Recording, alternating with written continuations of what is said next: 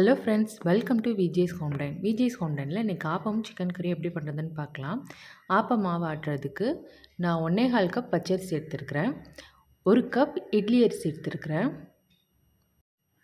1/2 கப்புக்கும் கம்மியாக ஒரு கை உளுந்து எடுத்துருக்கிறேன். உளுந்து வந்து கம்மியாகவே சேர்த்துக்கோங்க. 1 ஸ்பூன் வெந்தயம், 2 ஸ்பூன் பிரியாணி அரிசி எடுத்துருக்கிறேன். இது எல்லாத்தையும் நல்லா கழுவிட்டு ஒரு 5 மணி நேரம் ஊற வச்சுக்கலாம். இப்போது மாவை ஆட்டுறதுக்கு முன்னாடி நான் எந்த கப்பில் அரிசி எல்லாம் எடுத்தேனோ அதில் 1 கப் வந்து சாதம் எடுத்துருக்கிறேன். இப்போ சாதம் ஃபஸ்ட்டு நல்லா கொஞ்சம் ஆட்டவும், அதுக்கப்புறம் ஃபஸ்ட்டே வந்து சாதத்தை போட்டுருங்க. அதுக்கப்புறம் அரிசி போட்டுக்கோங்க. தண்ணி வந்து முதல்ல ரொம்ப சேர்த்துட வேண்டாம், கொஞ்சம் கொஞ்சமாக சேர்த்து ஆட்டுங்க. இப்போ வந்து மாவு வந்து நம்ம இட்லி மாவு ஆட்டுற மாதிரி இல்லாமல் ரொம்ப நல்லா நைஸாக ஆட்டியிருக்கணும். அப்போனா தான் உங்களுக்கு வந்து ஆப்பம் வந்து சுற்றும்போது நல்லா ஃப்ளூயாக இருக்கும். இப்போ மாவு ரெடி ஆகிடுச்சு. நான் உப்பு போட்டு கரைச்சி வச்சிடுறேன். இந்த மாவு வந்து புளிக்கிறதுக்கு கிட்டத்தட்ட 10லேருந்து 12 மணி நேரம் ஆகும். நல்லா புளிச்சா தான் மாவு வந்து உங்களுக்கு ஆப்பம் நல்லா வரும். அதனால் மாவு வந்து புளிக்க விட்டுறலாம். 10 மணி நேரம் ஆயிடுச்சு. மாவு ஓப்பன் பண்ணி பார்த்தீங்கன்னா நல்லா புளிச்சிருச்சு, நல்லா பொங்கி வந்திருக்கு பாருங்கள். இப்போ மாவு நல்லா கரைச்சிக்கலாம். நான் வந்து மாவு கரைக்கிறதுக்கு ஒரு 1 1/2 கப் அளவுக்கு தேங்காய் பால் ஊற்றிருக்கிறேன். நான் ஃபஸ்ட்டு மாவாட்டும்போது தேங்காய் பூ போட்டு பார்த்தேன். இல்லை தேங்காய் அரைச்சி கூட ஊற்றி பார்த்தேன். ஆனாலும் எனக்கு தேங்காயோட இது வந்து அரைப்படவே இல்லை. அரிசியோட தேங்காய் சேரவே இல்லை. கொத்த கொத்தையாக இருந்துச்சு. ஸோ அதனால் நீங்கள் வந்து தேங்காய் பால் ஊற்றிக்கோங்க. அது ரொம்ப நல்லாயிருக்கும். அதேமாதிரி தேங்காய் பால் ஊற்றுறதுமே நீங்கள் மாவு எவ்வளோ சுட போகிறீங்களோ அதுக்கு மட்டும் தேங்காய் பால் ஊற்றுங்க. மிச்ச மாவு ஃப்ரிட்ஜில் எடுத்து வச்சுருங்க. இல்லைன்னா எல்லாத்துக்கும் ஊற்றிட்டிங்கன்னா உங்களுக்கு சீக்கிரம் கெட்டுடும். இப்போ பார்த்தீங்களா எவ்வளோ பபிள்ஸாக எவ்வளோ சாஃப்டாக வந்து ஆப்பம் ரெடியாக இருக்குன்னு. ஆப்பத்துக்கு பெஸ்ட்டு காம்பினேஷன் தேங்காய் பால் தான். நீங்கள் தேங்காய் பால் ஊற்றி சாப்பிட்றதா இருந்தால் நீங்கள் ஆப்பம் மாவில் வந்துட்டு 1 ஸ்பூன் சுகர் சேர்த்துக்கோங்க. அது டேஸ்ட்டை நல்லா என்ஹான்ஸ் பண்ணி கொடுக்கும். இப்போ சிக்கன் கிரேவி எப்படி சேர்த்துன்னு பார்க்கலாம். 1/2 கேஜி சிக்கனுக்கு நான் 2 ஸ்பூன் தயிர் எடுத்துருக்கிறேன். 1/4 டீஸ்பூன் மஞ்சத்தூள், 1/2 டீஸ்பூன் மிளகாத்தூள், 1/2 டீஸ்பூன் தனியாத்தூள், 1/4 டீஸ்பூன் ஜீரகத்தூள், 1/2 டீஸ்பூன் கரம் மசாலா இதெல்லாம் போட்டு நல்லா மேரினேட் பண்ண வச்சிடுறேன்.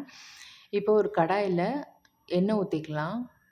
நான் வந்து நல்லெண்ணெய் எடுத்துருக்கிறேன். நல்லெண்ணெய் ஊற்றிட்டு 1/2 டீஸ்பூன் கடுகு, 1/2 டீஸ்பூன் உளுத்தம் பருப்பு நல்லா பொரியவும் கருவேப்பிலை போட்டுக்கலாம். இப்போ வந்து நான் சின்ன வெங்காயம் வந்து 40 சின்ன வெங்காயம் வந்து விழுதாக அரைச்சி வச்சுருக்கிறேன். அரைச்ச சின்ன வெங்காயம் வந்து சேர்த்துக்கிறேன். சேர்த்துட்டு நல்லா கிளறிட்டு வெங்காயத்தோட பச்சை வாடை போகவும் கலர் சேஞ்ச் ஆகும்.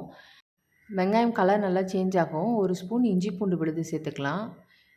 இஞ்சி பூண்டு விழுது சேர்த்துட்டு நல்லா பச்சை வாடை போக நல்லா வதக்கி விட்டுக்கோங்க. எல்லாம் வதங்கவும் இப்போ நான் 2 தக்காளி வந்து அரைச்சி வச்சுருக்கிறேன். 2 தக்காளி அரைச்சது வந்து சேர்த்துக்கிறேன். தக்காளி நல்லா வதங்கி எண்ணெய் பிரிஞ்சு வரவும் 3 ஸ்பூன் குழம்பு மிளகாத்தூள் சேர்த்துருக்கிறேன். 1 ஸ்பூன் சிக்கன் மசாலா சேர்த்துருக்கிறேன். நல்லா கிளறி விட்டுக்கோங்க. இப்போ வந்து நம்ம மேரினேட் பண்ணி வச்சுருக்கிற சிக்கனை வந்து இதில் சேர்த்துக்கலாம். இது நல்லா கிளறிட்டு ஃபஸ்ட்டே வந்து தண்ணி ஊற்ற வேணாம். நீங்கள் நல்லா கிளறிட்டு உப்பு போட்டு மூடி வச்சுருங்க. சிக்கனுக்கு தேவையான அளவு இப்போ உப்பு போட்டுக்கலாம்.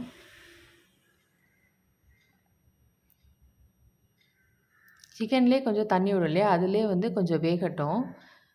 இப்போ நம்மள நல்லா கிளறிட்டு மூடி வச்சுக்கலாம். அப்பப்போ திறந்து கிளறி விட்டுக்கோங்க.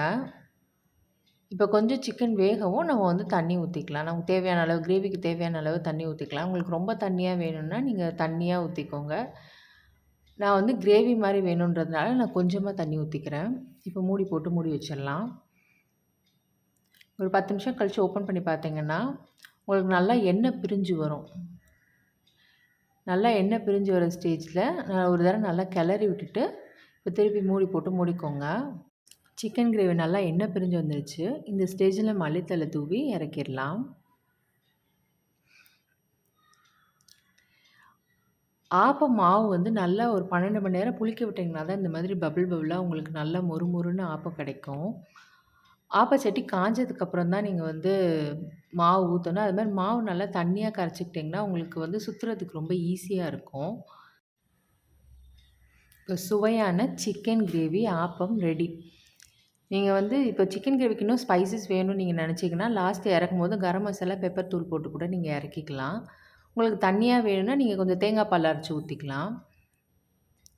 பார்த்தீங்களா? ஆப்பம் எவ்வளோ சாஃப்ட்டா, எவ்வளோ மொறுமொறுன்னு இருக்குன்ட்டு. சுவையான ஆப்பம் வித் சிக்கன் கிரேவி